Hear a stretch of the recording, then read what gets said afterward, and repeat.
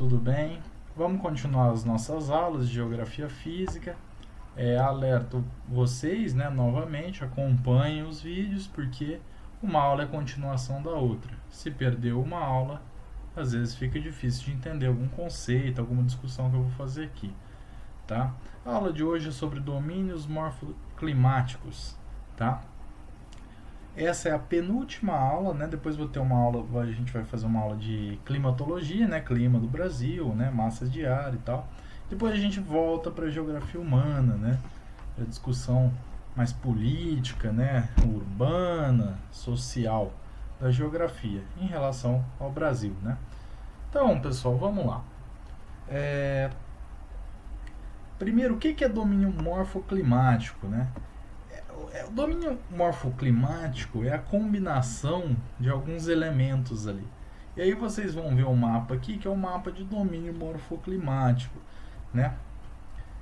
Esse mapa, pessoal, ele foi feito pelo Aziz Absaber, tá? E é um mapa que delimita aí, as áreas, cada domínio, E como que ele delimitou isso?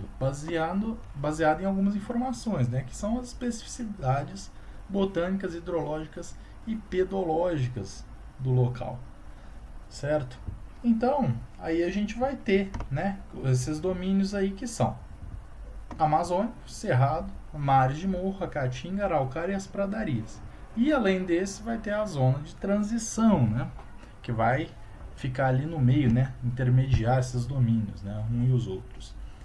Bom, pessoal, então vamos começar aqui pelo domínio amazônico, E a região, vocês sabem, é a região que está aí no mapa, mas ela ali passa pela Amazônia, principalmente, na região norte do Brasil, Predomina ali essa região.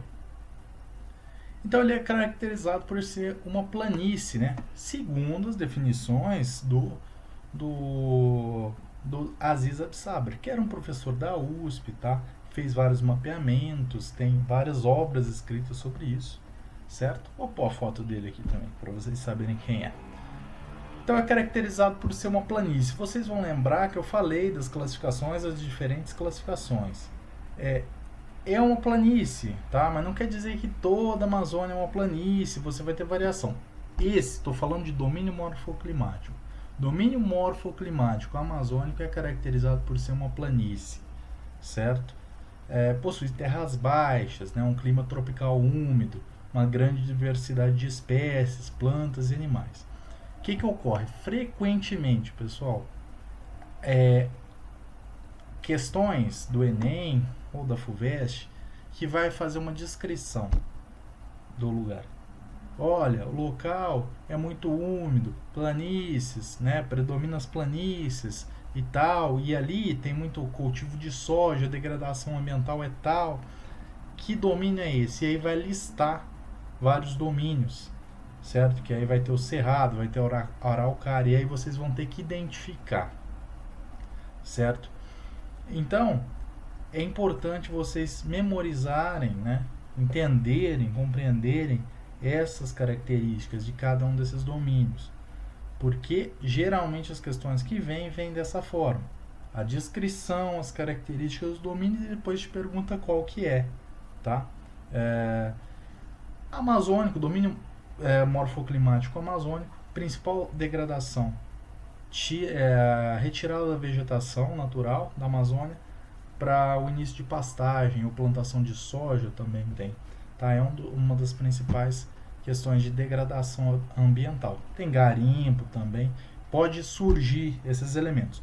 Geralmente surge, olha como que tal domínio está sendo atacado pela ocupação humana, como ele está sendo degradado, certo? Então, características principais: clima tropical úmido, grande diversidade de espécies e é uma planície, predominantemente uma planície, são terras baixas, tá? E tem a hidrologia também do local, é abundante em rios, rio extenso, que é o caso do rio Amazonas e outros rios ali, e aí tem a predominância do transporte hidroviário, certo, pessoal? É um resumo, tá? Tem outras características, só que eu não vou me estender aqui. Se tiver alguma dúvida, aí vocês me procurem, me perguntem ou busquem também nos materiais de vocês. Com certeza isso é um tema bastante presente, certo? Próximo domínio, que é o cerrado, pessoal. Vamos lá. Bom, o cerrado ele está ali localizado na região central do Brasil, né? Predomina em Goiás, mas também tem ali a sua participação em Minas também, né? Tocantins, Mato Grosso do Sul, né? Pega o Maranhão, né? E até uma partezinha ali do Piauí. Então é extenso, mas característica principal, está localizado ali no centro do Brasil, na área central do Brasil, certo? No Cerrado a gente tem predominantemente uma característica pluviométrica, ou seja, referente às chuvas, tá? Que são dois climas muito bem definidos. Um muito quente e seco, outro quente e úmido, certo? Quente e seco está ali entre maio até setembro, né? Quente e úmido de outubro até abril, certo, pessoal? Outra característica, os solos são pobres, tá? Então, quando tem agricultura ali, o solo precisa ser corrigido. Um solo muito ácido, né? Com alto teor de alumínio, principalmente, tá? E ele possui o relevo é caracterizado por inúmeros chapadões. O que é isso, pessoal? A foto aí exemplifica. É um relevo de planalto, um relevo mais alto. E aí a gente vai lembrar, né, a área do Planalto Central, né, que fica ali Brasília, então a região mais alta, tá? Um relevo antigo em que você tem esses chapadões, que é o que? É um relevo que tem a base já plana. Ele é alto, mas a base é plana, ou seja, era um dia íngreme, né, mas ele foi sendo aplanado com o tempo, certo? A vegetação, pessoal, existem árvores, mas também ela é rasteira. Você tem muito arbusto, as árvores têm casca mais grossa, tem o tronco mais retorcido, como na imagem aqui, ó. Essa imagem coloca uma árvore bem característica do cerrado, né? Uma uma vegetação rasteira, né, gramíneas, e um chapadão no fundo, né, um relevo mais alto. E aí você percebe a coloração também é uma característica importante. Tá vendo, cara? É uma cor mais amarelada pro verde, assim. Provavelmente essa foto é de um período que tá ali, chovia, mas começa a ficar mais seco, certo? Esse é o cerrado. Qual é a degradação do cerrado? Hoje o cerrado ele não é protegido, tá? Por lei. O cerrado é muito explorado, então você tem agricultura, plantação de soja principalmente. Quando a gente fala de plantação de soja, a gente relaciona a exploração, a degradação desse domínio morfoclimático, do cerrado. Abre-se, né, as fazendas ali, planta soja, passa um maquinário em cima aí das árvores, das espécies, e planta soja. Corrige o solo e planta muita soja, tá? Então, às vezes, questões vão pedir isso, vão relacionar ali o cultivo da soja e a degradação em qual domínio morfoclimático. Vai te dar mais características, né? Mas aí pode ser o cerrado, pode ser, prestem atenção nas características, naquilo que eu descrevi. O cerrado e o domínio amazônico, os dois são degradados para plantação, para plantio de soja, mas eles têm características diferentes, tá? Né? Principalmente hidrografia, tá? Que tem mais rio ali no domínio amazônico, no cerrado menos, tá? E índice pluviométrico também. Então existem vegetação principalmente. Então prestem atenção nessas características, certo?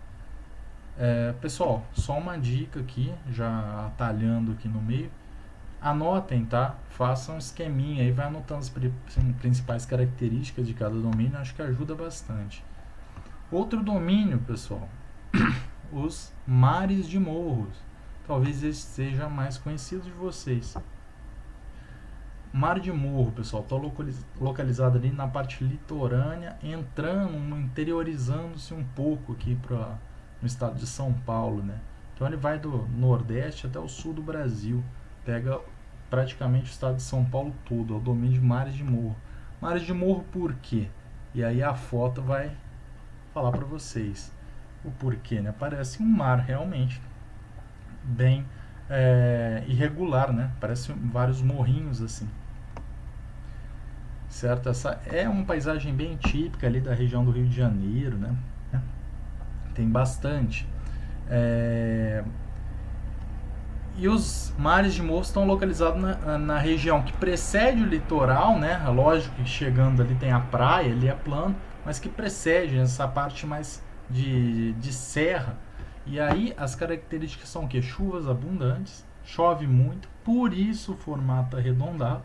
Choveu, né? A gente já viu isso. A água vai moldando o relevo, né? Vai arredondando. A água tem característica de arredondar o relevo. O solo é antigo, tá? Então o solo é profundo, então é um latossolo, certo? E ali predomina a Mata Atlântica, né, como vegetação. E aí a questão que cai nos mares de morro é o que? Deslizamento. Já falei disso algumas vezes. Chove muito. Essa área chove muito. E é uma área muito ocupada pela população, tá? Por N motivos, tá? Pela ocupação desordenada, que é a responsabilidade do Estado, e o Estado ali não faz a função dele, essas áreas são ocupadas. Não há prevenção, chove muito, o solo encharca e desliza. E aí vocês vão ver na imagem que esse deslizamento ele é natural, mas quando tem a ocupação, ele continua sendo natural. Só que aí tem gente em cima. E aí quando desliza acontecem desastres, né? Perda de moradia, né? Morre muita gente. A gente já teve episódios desses no Brasil com muita gravidade, né? Acontece aonde? Em regiões de mares de morro. Já vi muita questão assim também, tá? Relacionando a ocupação humana e essa ocupação acontece em qual domínio? Mares de morro, tá? Vai ter as características lá e aí vocês vão saber responder, certo? Muita chuva vai ser a principal característica, certo? E a Mata Atlântica também. Próximo domínio morfoclimático, a Caatinga, né? A Caatinga, ela é conhecida também, né? Nossa, a gente sabe que predomina ali na região do Nordeste, mas pega até uma pontinha de Minas, tá? Às vezes tem uma pegadinha ali, né? Porque você tem um pedacinho da Caatinga em Minas também, né? Mas é predominante ali no Nordeste, né? Característica principal, índices pluviométricos, chove pouco, né? Você tem índice baixo, por isso você tem uma vegetação mais rasteira, com cactos, você tem uma vegetação bastante característica da Caatinga. Clima ali é semiárido, né? Tá certo, pessoal? Na imagem vocês vão ver a principal característica, a vegetação, tá? Então tem cactos, tem o mandacaru, você tem a acácia, a maniçoba, várias plantas, né, desse domínio morfoclimático do Brasil. Modo de degradação da caatinga, também plantações, tá? Grandes plantações, latifúndios para plantio de soja, milho, enfim, grãos em geral, certo? Em grande escala, e a degradação desse domínio, certo, pessoal?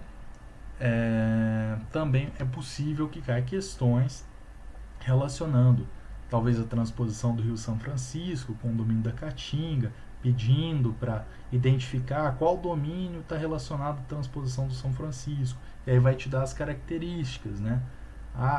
Chove tanto, a vegetação é tal, né? Como eu disse, um relevo é tal, e aí vocês vão ter que identificar, certo? Então, vegetação mais rasteira, mas a presença de árvores com cascas mais grossas e retorcidas, índices pluviométricos mais baixos, certo?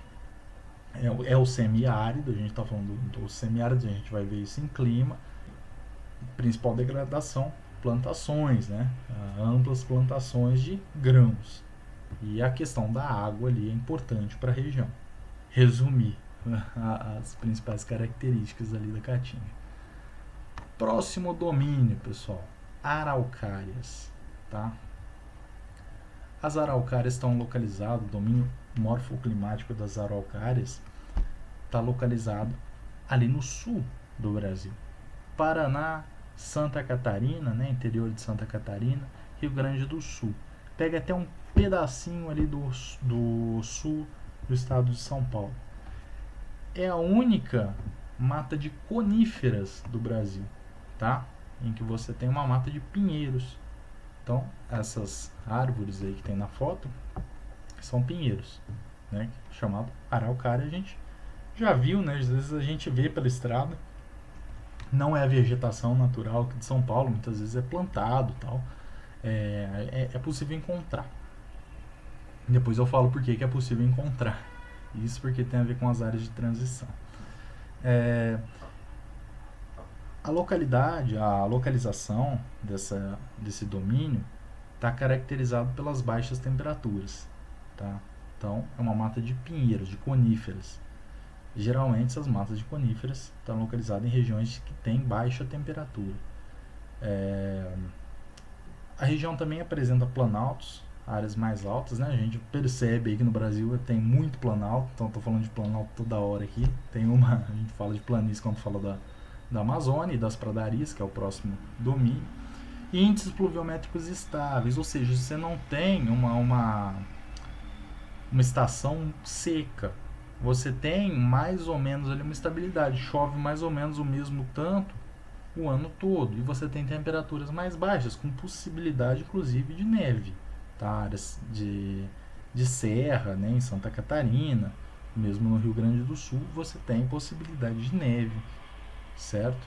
Só que é um domínio que a gente vai ver que ele é muito degradado, né? Resta pouco ali do domínio das araucárias, principalmente a exploração da lenha, né, das araucárias, isso ao longo da colonização, tá? As araucárias foram muito exploradas, certo? Próximo domínio são as pradarias.